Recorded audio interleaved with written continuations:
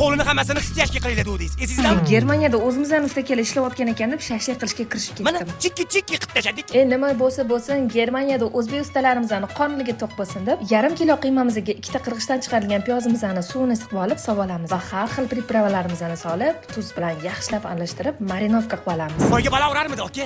Pirnigingizni ham buzmadingiz a? Ana endi lavash xamirlarimizni chetlarini kesib, olib tashlaymiz. Keyin nimaga tashiysan? Shashliklarimizni formasi bir xil chiqishi uchun deydi. Ana endi steshkalarimiz chekki bo'lganda lavash qavatlarini orasiga qiymalarimizni surib chiqib olamiz. Qara.